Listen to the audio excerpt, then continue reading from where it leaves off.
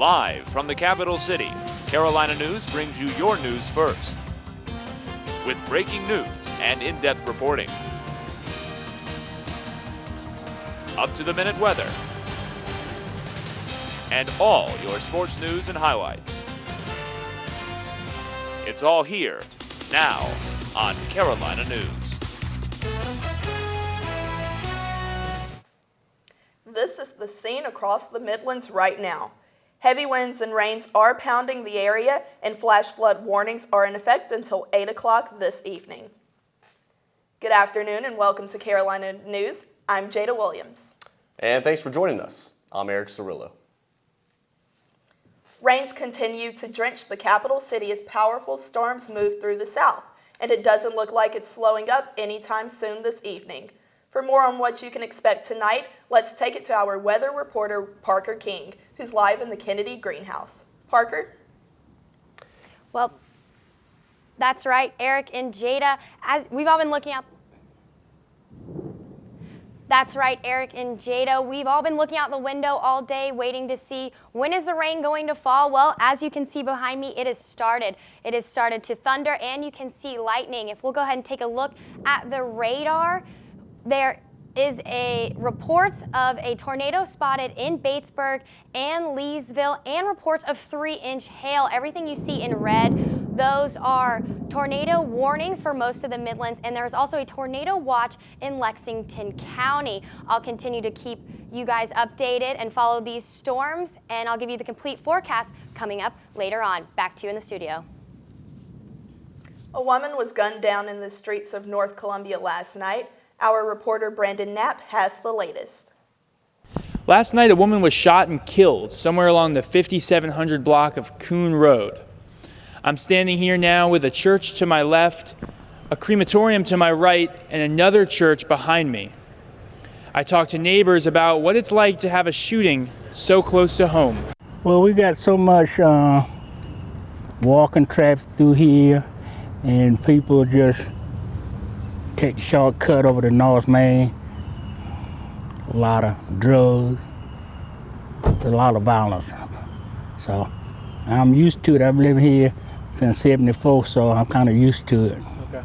Rump says that the local violence doesn't scare him. I tell you, I got my own gun. Oh. So I'm not a scary person. Okay. Police have released few details about the shooting, but if you have any information, you're encouraged to call 1-888-CRIME-SC. Brandon Knapp, Carolina News.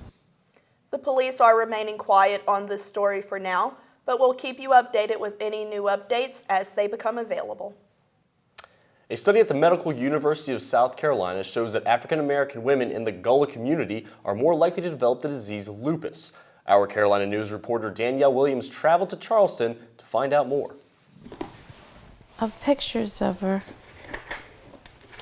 I'm Tanya Jones. I'm the mother of Shelby Jones. Shelby was a lupus patient.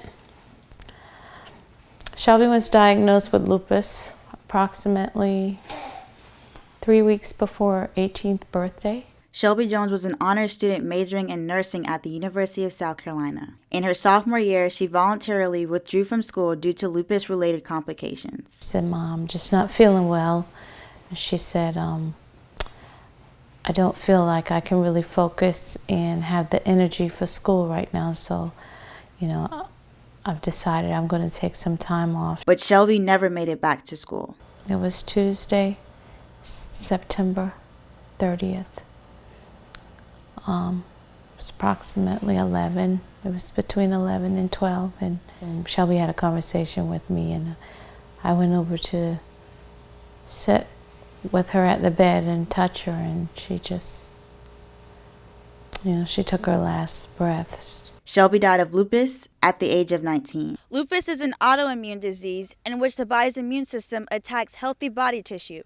But what isn't mistaken by doctors is that lupus impacts the Gullah community very heavily. Gullah African Americans seem to have a higher prevalence than you would expect for lupus. About 1 in every 200 African American women, particularly in the Gullah community, will develop lupus in her lifetime. You could either hear that number and think, oh, it's rare, but we hear that number and think, my goodness, that's way too many people. In a recent investigation by Dr. Kamen's team at MUSC, it was revealed lupus is rare in West Africa, where the gullah originated, which means the disease is not purely genetic as once believed. You would think if it was like purely genetic, that you would see lupus also in Sierra Leone, where the genetics are so shared, but you don't see lupus at all there, which really makes us think that it's something environmental. Theories that doctors believe contribute to this chronic disease in the area include dieting and commonly used chemicals that are not used in other parts of the world. Maybe we can make a breakthrough by working with the community here. Since they do have a lot of community members affected by lupus, they've been very engaged in the research. Through our journey with lupus, it wasn't that long, but it seemed like an eternity as we went through the process. Didn't seem as if there was much information. But she is hopeful that researchers will find out more information about lupus so they can save the lives of others who suffer with this disease. Danielle Williams, Carolina News. MUSC is currently enrolling patients, family members of patients, and unrelated community members from all Gullah communities in an observational study. The main purpose of the study is to find genes and possible factors from the environment that result in the development of lupus. While the NFL has 32 teams, players always seem to be bonded to one as their favorite. Although few players are on the same team twice, several players always seem to be drawn back to Charlotte and the Carolina Panthers. Carolina News' Haley Anders talked to the Panthers about why players always seem to want to go back to the Tar Heel State. It feels good to be home. It actually feels like I never left. Carolina Panther fans rejoiced when Julius Peppers came home. Now you think of Mario Addison on one edge, you got a Charles Johnson, you got a Pep, you put Pep down in a 3 technique, a 1 technique, you just got better as a defensive front. Panther fans recognize that voice? Oh, goodness, dude. You beast, man. You can run, dude. Eugene Robinson, former player and current Panthers radio broadcaster, came to Charlotte in 2000 to retire from the league. But the Panthers had other plans. Man, the Carolina Panthers just called you up. You want to play a year? I'm like, yeah, sure, I'll play a year. You want to go ahead and pay me to play a year? Get acclimated to the city, have my kids get back in the whole mix, that whole thing. Eugene was home. My reasons for staying here are selfish. I love this place. Man, what? I'm not leaving. Eugene isn't the only one. Sports Illustrated writer Jonathan Jones says players are lured here because of what Charlotte offers. Where you have in Charlotte, you have this stadium a mile away. Most of these guys are living in condos and apartments. You can very clearly establish a family here. Great schools, great people. And it's steeped in a lot of diversity, right? I mean, whoever you are, and NFL players come from all walks of lives, you can get a lot of that in Charlotte as opposed to a lot of other places. But Eugene thinks the reason why players come from all across the nation to Charlotte starts at the top with owner Jerry Richardson. Mr. Richardson's been building this fabric for a very, very long time, and I come in as one of those little stitches that he kind of weaves in that deal. People play here because there's an atmosphere here in the Carolinas that's conducive to winning, but it's also where you go in that locker room and it's like an instant brotherhood. Just like coming home. From Charlotte, Haley Anders, Carolina News. While many NFL players may be looking to move to Charlotte, college players are constantly working to make the jump to the big leagues. But what happens when they fall short? Eric Cirillo went inside the life of former college football players who had dreams of making it big, but fell short, and how they were prepared for life after sports.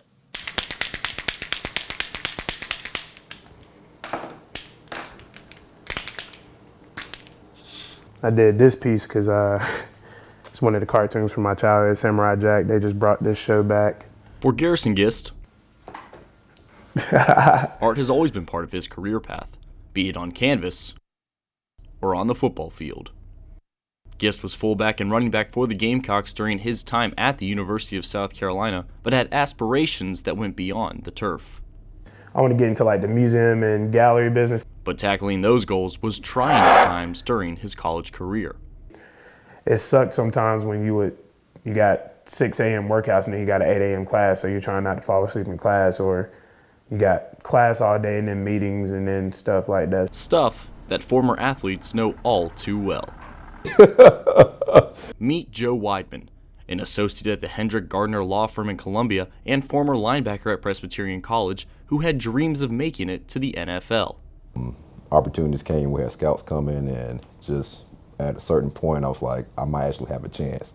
And that's when I really, started to work hard towards actually trying to be able to take it to the next level. That opportunity came when Weidman got a chance to work out for the Buffalo Bills, but it didn't work out. No, didn't work out, man. And the percentage of college football players that make it to the NFL is less than 2%. So what do the other 98% do when the bright lights finally go off? Erica Nelson is the Director of Life Skills and Community Outreach at the University of South Carolina, and she works with the athletes to prepare them for life after sports. As they come in, we have an orientation for them. We have additional programming that goes on throughout their 4 years here at USC, and certainly getting into their senior year, we have a networking seminar where we're pairing them with professionals working in the fields they aspire to work in, whether that's related to their major or just an interest that they have. And what does she try to instill in the athletes during their time in school? The lights are going to go off, the clock is going to hit zero, and the career is going to be over, and what have you done to prepare yourself for that time? Preparing now in order to succeed later. Even if you make it, it's going to end at some point. So what do you have to fall back on? It's only going to limit you as much as you allow it to, because if you're truly invested in trying to engage in a certain career, you're going to go out, you're going to find an internship and do what you need to do to present yourself with those opportunities you need. So, Garrison Gist is currently a substitute teacher at Northwestern High School in Rock Hill, but is working to make the transition to get into the museum and gallery industry. Joe Weidman is working towards getting his license to practice law in South Carolina.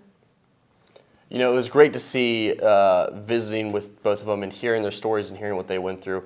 It was really telling to hear what they went through and how they prepared themselves in case football didn't work out. I mean, less than 2% make it, so got to have something to fall back on. And it's really great that they both knew what to do with their lives going ahead. They both had special skills and talents outside of the football field. Absolutely. It was, it was a great story. It was a great time. But still to come this afternoon on Carolina News, a controversial new bill with only single-digit approval rating has been approved by both Congress and the President. Find out what's in the law straight ahead. The women we love, the women who love us, they are dying. Heart disease is our #1 killer, taking more lives than all forms of cancer combined. But we have the power to save those lives, our lives, because the greatest force for women is women. It's time to stand together, to fight harder, to shout louder. It's time to go red for women. Who doesn't want a shiny new electronic device? Sure, back home there's a garage or a basement full of old electronics that we don't talk about. But old electronics aren't garbage, and they're not useless. They're full of parts and materials that can be recycled into new electronics or donated to some wonderful causes. That flip phone and old computer can still live on. Recycling electronics is the green thing to do. It's the right thing to do, and it's so easy. Log on to greenergadgets.org and enter your zip code to find the recycling center nearest you. President Donald Trump signed a bill this week overturning Obama-era internet privacy laws. The legislation, which passed both houses of Congress, would allow internet service providers to sell your personal browsing history and other private information to third parties. The vote was nearly along party lines, with all Democrats and 15 Republicans, including South Carolina's Mark Sanford, going against the bill.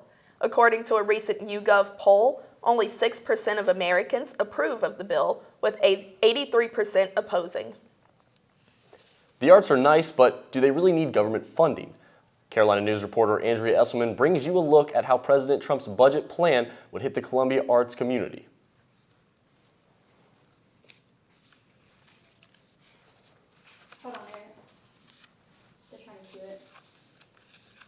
In early March, President Trump submitted his 2018 budget proposal to Congress. The proposal completely eliminates arts and humanities funding. Joelle Ryan Cook is a director at the Columbia Museum of Arts, and she says eliminating this funding would have many negative effects. If you take away the grants for those artists, then we're not going to have people to show in our museums. We're not going to have people to show in our theaters. We're not going to have that. And so that loss of the brain trust and the development of that brain trust and that creativity is going to have a very big negative impact. On top of that, the local economy could be negatively affected. This museum alone has a $23 million impact on our own community because of the multiplier effect of the way our own budget is spent and the way that we have investment into this museum. So every dollar spent by government to support our museum gets a $16 return on investment. The Columbia Museum of Art is only one of many organizations here in the Midlands that receives federal aid.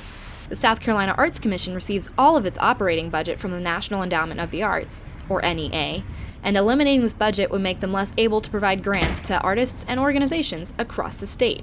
Communications Director Millie Hoffs says that they are preparing for the change, but are hopeful that the NEA will stay. The President and his administration, they don't actually set the budget, Congress sets the budget. The good news is, for many, many years, the NEA has had bipartisan support in Congress, and in fact, before the current administration came in, there had actually been an increase recommended for the NEA. But why should the government invest in the arts? Arts are not extra and they're not separate from everything else that we do. So if you start thinking about all the ways that the arts impact your life and you get to that product, that experience, the arts are embedded in that. For now, the Museum and Arts Commission will continue on as if the funding will remain, but they are prepared to adapt if federal funding falls through. Andrea Esselman, Carolina News. The South Carolina Arts Commission is asking anyone who is concerned about the issue to contact congressional representatives to keep them aware of support for the arts across the country. I think it's an important thing to do. The arts, they do so much people don't even realize. A lot goes unnoticed, and so to keep that going and to keep it afloat it's pretty important. Yeah, and it's a lot of talent and a lot of heart and passion put into artwork, so I definitely would not want to see those people stunted. Absolutely agree. Well, flood warnings are still in effect until 8 o'clock this evening. It doesn't look like rain will pick up until later this evening. For more on the forecast for the first of the evening, let's toss it over to Parker King, who is live in the Kennedy Greenhouse. Does it look like this rain is going to stay here for very long, Parker? Well, Eric and Jada, it is starting to get worse. The thunder and lightning is becoming more frequent, and there are small pieces of hail starting to mix in with this rain. I will continue to track these storms and give you the complete updates next.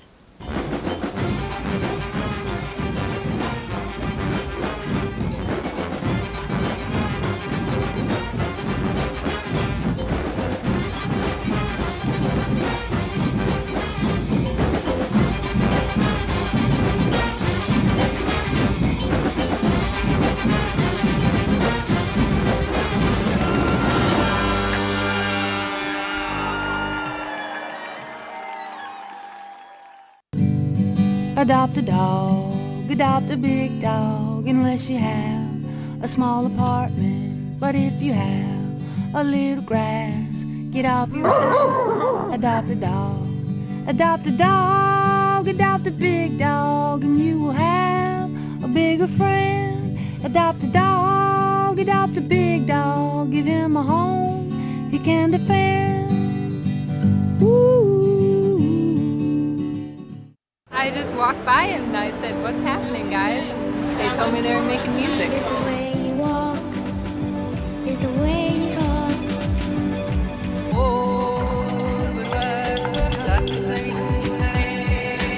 I like his music.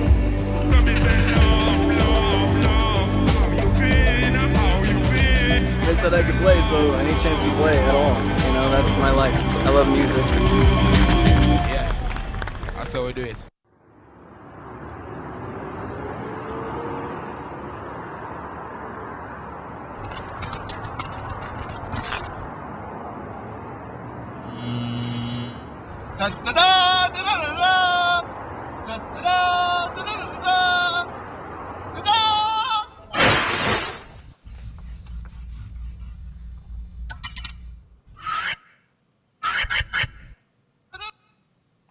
The Storm Prediction Center has put part of South Carolina, including Columbia, at their high-risk level for severe weather. This is the highest level on their scale. A flash flood watch is also in effect for the Midlands. One of the effects include damaging winds, hail, frequent lightning, and isolated risk of tornadoes. Officials are monitoring this storm and ask you to take all alerts seriously. While most of the Midlands is under a high threat risk, Richland County has closed its buildings for the day, and so has the university. For more on what these threats for these storms could pose, we take it over to our weather reporter, Parker King, who is live in the Kennedy Greenhouse studio. Parker? Well, we had to shut the doors in here because we were getting too much rain inside the studio. It's still storming, winds are starting to pick up. So let's go ahead and take a look at what's currently going on in Columbia. The temperature is currently 69 degrees. The humidity is up to 82%, and that is because of the weather that we are having. The wind is going to start picking up. It is at 7 miles per hour out of the southeast right now. So let's go ahead and take a look at what's going on in the rest of the state. We'll see it's in the high 70s for majority of the coast, 69 in Columbia, and in the upstate, 59 in Greenville. So let's go ahead and take a look at our radar and warnings. Like I was saying earlier, there was reports of a tornado spotted in Batesburg and Leesville, and 3-inch hail was reported. So all of this in red right here, those are tornado warnings, and there's currently a tornado watch in Lexington County. All of this in yellow here, those are severe thunderstorms. You can see this line of storms, those will be headed our way right now, and they're over us right now, and they'll be heading our way into this evening. So why is all of this happening? Well, you can see there is a high off the coast in the Atlantic, and that is a strong high that is pushing warm air into this low right here, into this cold front, and that's what's giving us this unstable temperatures. But by tomorrow morning, you can see there is this high right here that forming in the west, and by tomorrow morning, this will start to clear things out. So we'll go to take a look at tomorrow. See this low that we were having, that will push up north, and this high will move through, clearing us out, giving us a nice clear day, but we'll cool temperatures off. So let's go ahead and take a look at tonight's lows. It's going to drop a little bit. It'll be 66 in Charleston, pretty much low 60s throughout majority of the state, a little bit cooler in the upstate, high 50s. And heading into tomorrow, that cold front is going to move in, giving us cooler temperatures, about 15 degrees cooler than we have been seeing in the past few days. Let's see, 66 in Hilton Head, 64 in Columbia, and 57 in Greenville. So if we go ahead and take a look at what's going to happen for the rest of the week. Well, tonight, overnight, we're going to be having this severe weather, and possibly into tomorrow morning we could see some showers, and the temperatures are going to drop to about 65. They'll rise a little bit on Friday to 69. Be partly cloudy for Saturday, but the weekend, once that high I was talking about moves over top of us, it'll start bringing us warmer temperatures, and that on Sunday and on Monday we will move up to the 70s, 72 on Sunday, and 78 on Monday. So I'll send it back to you guys in the studio. Coming up on Carolina News, Coach Frank Martin has received much praise for the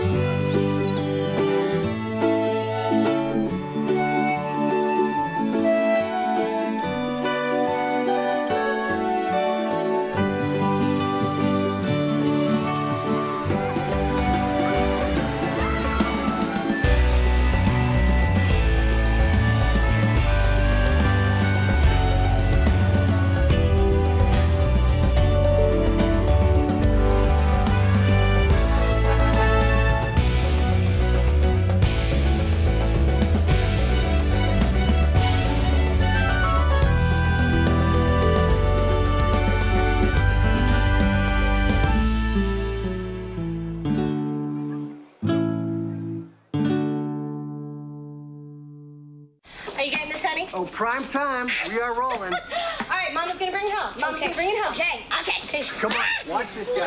Oh, backwards. Oh, don't. Oh. It went into Bob and Carol's yard. Oh, no? Okay, Yeah. here it goes. Oh, Mom! Challenge your kids to be active and eat healthy. All right, let's see what you can do. Let's go. They might surprise you. Let's go. Search We Can for more ideas on how you and your kids can get healthy together. Well, Brewer, basketball season's finally over. but we're still hearing more and more news coming out of it. Well, we should be. I mean, our women won the national championship, so that's a great thing. But this story is actually coming from the men's side. The Coach of the Year has been awarded. That will be Frank Martin. He has been named the recipient of the 2017 Jim Phelan National Coach of the Year Award. The finalist list were 20 coaches throughout Division I basketball, including all coaches in the Final Four. Martin took the Gamecocks to their first ever Final Four and led the team to the most wins in school history. South Carolina also finished 6th in the USA Today coaches poll. And after losing to Auburn off of a walk-off homer in the bottom of the 9th on Sunday, our baseball team returned to Founders Park to face off against Furman. LT Tolbert continues his consistency at the dish, going 2 for 4 with a career-high 3 RBIs. He is now riding an 8-game hit streak. Then in the bottom of the 4th, freshman Carlos Cortez floats one just out of reach of the center fielder. This brings 2 runs across his plate. Alex Destino also sends one home with a zinger sent into right field. Cody Morris gets the win. Gamecocks take this one 6-1. Head coach Chad Holbrook was pleased with the bounce-back performance. Well, it was a good win for us, coming off a tough loss on Sunday. We're halfway through the season, I guess, right here, and won 20 games in a very difficult schedule, and maybe could have won a couple more here and there that were in the balance, maybe a pitch here, a pitch there, but we're in a good spot and got a lot to play for. Got everything, the goals that we've set forth and where we are in the league, everything's in front of us. After a 1-game homestand against Furman, the Gamecocks will begin a 3-game homestand. Starting tomorrow night at 7 p.m., the Gamecocks will take on Vanderbilt at Founders Park. The 3-game series will continue Friday night at 7 and Saturday at 12 p.m. The women's softball game that was scheduled tonight against Georgia Southern has been canceled due to weather concerns. They will be back in action Friday, April 7th, against Mississippi State in Starkville. So a lot of weather problems kind of canceling our baseball games, which is a common thing. But they'll get back on the field soon. Hopefully these storms will pass quick. Well, yeah, they're not supposed to last very long, but hopefully they will and everyone can get back on the field and get those games underway. That's good news. Our baseball team's playing well. Yes, they are. They are. It's opening week for Major League Baseball, but straight ahead, see why some are sprinting to the ballpark. Stay tuned.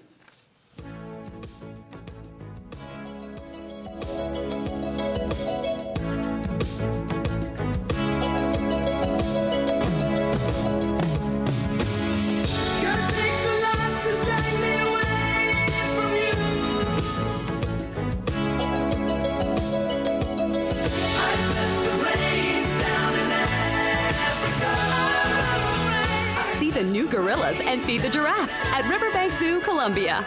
I like to volunteer for the Neighborhood Emergency Response Team to help the firefighters. As you know, I was Fireman of the Year 3 times. You're Mariano Rivera. Thank you. Fireman of the Year is a baseball award. Yes. You're not actually a fireman. No. Fireman of the Year, huh? Just a few more minutes. When you help your neighbors, you help your nation. Make a difference. Volunteer. Learn how at usafreedomcorps.gov. Milwaukee celebrates their opening day by having a sausage race. The race includes chorizo, Polish sausage, Italian sausage, and bratwurst. The sausages delivered the first brat to Miller Park, where the Milwaukee Brewers will take on the Colorado Rockies. I've always wanted to put one of those mascots on. You ever see them on the baseball games where they run around the field with these huge mascots? Looks like the Nationals games with the President's Race. Exactly. Park, yeah. I've always wanted to do that. It's like one of my dreams is to do that. Those things have to be extremely hot in there. I wouldn't want to be dealing with whatever's going on. In the heat, I imagine it's a lot, but still sounds fun though. I think that'd look good on set. Four little sausages and bratwurst talking about news. Well, we can't have any baseball games if it's raining, so let's go ahead and take a look at the 5-day forecast. There are severe thunderstorms warnings right now for majority of the Midlands. There's also the tornado warnings for the Midlands, and there's also a tornado watch in Lexington County right now. These storms will keep going throughout the evening, Thursday and into Thursday morning, possible showers in the morning, but our temperatures are going to start cooling down a little bit on Friday and Saturday, but by the end of the weekend and into our work week, it'll start to warm right back up. Well, that's all the time we have today. Thanks so much for being with us. See you tomorrow. Have a great evening.